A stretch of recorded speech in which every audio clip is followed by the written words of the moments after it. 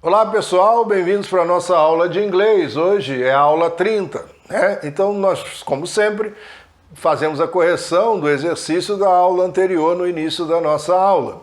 Hoje, o exercício, na verdade que ficou da última aula, tratava do prefixo over, né? Então, over é aquilo que está acima, né? Passou do limite. Essa que é a ideia. Não necessariamente a gente vai traduzir over de uma única forma, mas a ideia que over passa é que a coisa extrapolou o normal, o médio. Então vamos ver. Over it. E eu fiz um comentário até no final da última aula sobre a questão da pronúncia. Olha só, eu botei essas duas palavras aqui até para comentar isso. Olha só, over it. O R está juntando com it, comer. Overeat é aquele que comeu acima do normal, né? Comer demais, né? Agora, overheat. Reparem que o H aí tem aquele som meio R, né? Overheat. Não confundam o overeat com o overheat. Ora, heat é aquecer. Olha que quando a gente aquece além do normal é um superaquecer, ok? Repararam que aqui eu tive que explicar que ultrapassou quando eu falei with, além, né? Comer além, demais. Aqui eu pude traduzir quase que literalmente, vamos dizer assim, né? Não que a palavra seja igual, mas que seria a tradução na maioria das vezes por um over quando prefixo. Então, ó, superaquecer. Overestimate, ora, é o superestimar, né? Estimar e superestimar. Overreact, ora, é reagir com exagero, além do normal. Como é que a gente traduziria isso, talvez? Reagir exageradamente, né? Chutar o pau da barraca.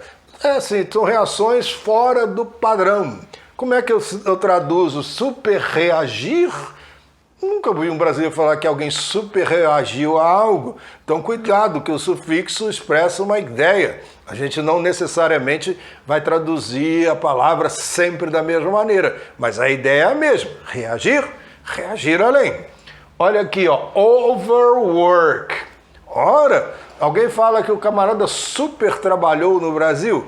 Não, mas quem trabalhou além do normal, né? Excesso de trabalho ou trabalhar excessivamente, ok? É um overwork, beleza? Bom, hoje o sufixo é o inverso, o prefixo, desculpe. O prefixo dessa aula indica o inverso do que o over indica. Então a gente usa o sufixo under antes de um verbo, ou antes de um verbo no particípio passado. Então olha só, reparem que a gente tem charge, que é carga. Aliás, o pessoal fala chocolate charge. Não é charge, é charge, ok? Charge, a pronúncia. E aí se você pedir um chocolate charge na padaria, tá arriscado a pessoa nem te atender porque ela acha que não tem, nunca ouviu falar dessa maneira. Então, quando você estiver no Brasil, chama o chocolate de charge. Quando você estiver nos Estados Unidos, você chama de charge, ok? Se é que tem esse chocolate lá.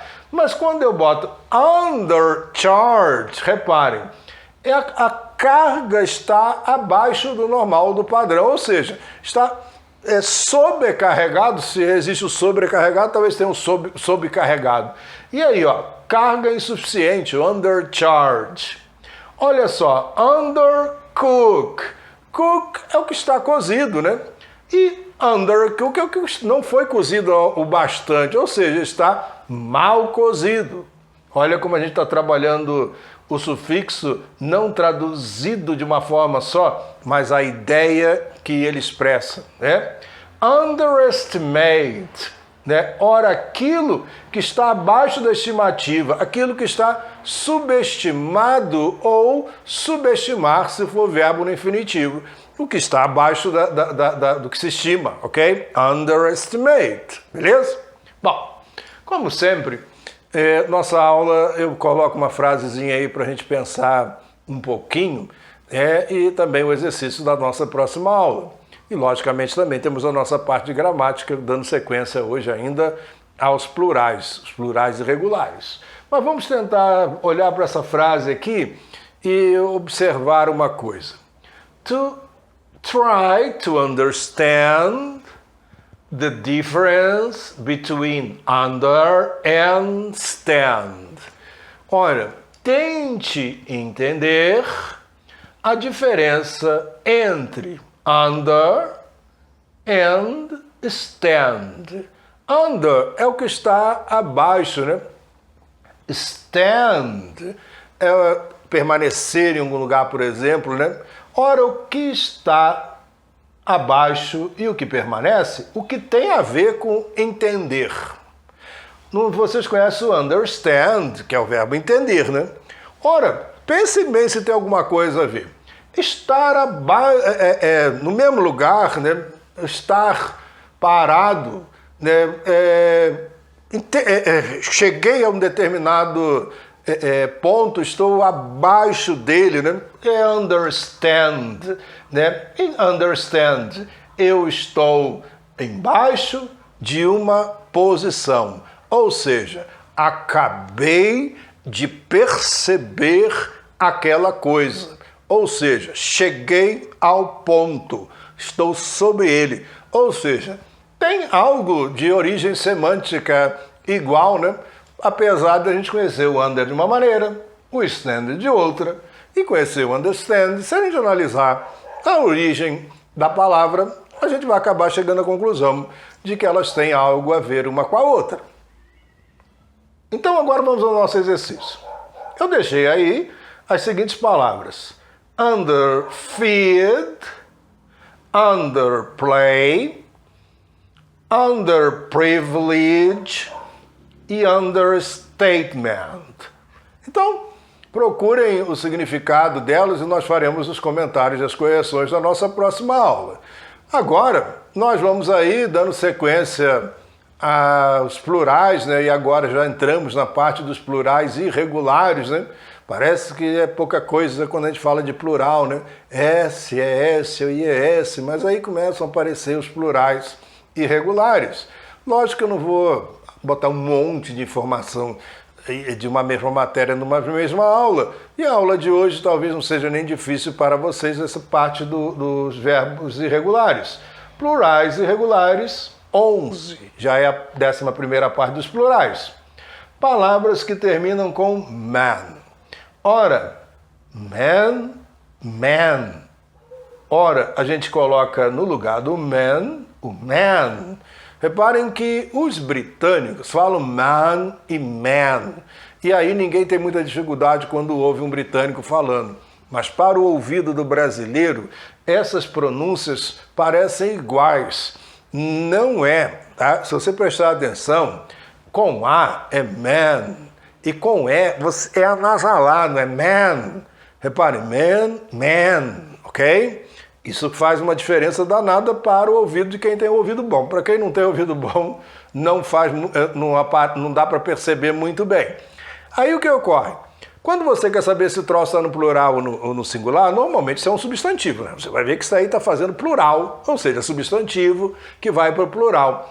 Um substantivo vai aparecer one man, two men. Opa, apareceu one e apareceu um two. Mesmo que eu não tenha percebido o anasalado do plural, eu sei que pelo one e pelo two passou de um para mais de um, ok? Aí o problema é quando bota o artigo, the man. Aí o camarada já fica na dúvida, né? Porque é o homem ou os homens. Então a gente tem sempre que procurar, quando o ouvido não está afinado, tentar encontrar um outro referencial para saber se a coisa está no plural. Mas depois, se o ouvido melhorar, você vai ver que não vai ter muito problema de perceber quando a pessoa falou no singular ou no plural. Olha lá, aqui já facilita, apesar de mudar o man para o man com E, olha só, o woman vira we man. Ora, melhorou, né? Porque o woman, esse O que parece um som de woman, aqui virou I, com som de I, beleza? Então, acho que aqui, apesar de estar no plural, só de ouvir o I já sabe que que está no plural. Agora, policeman, policeman, policeman, policeman. Reparem que aqui vai ter que botar um referencial ou o ouvido tem que estar um pouco mais afinado. Mas isso com o tempo a gente chega lá, ok?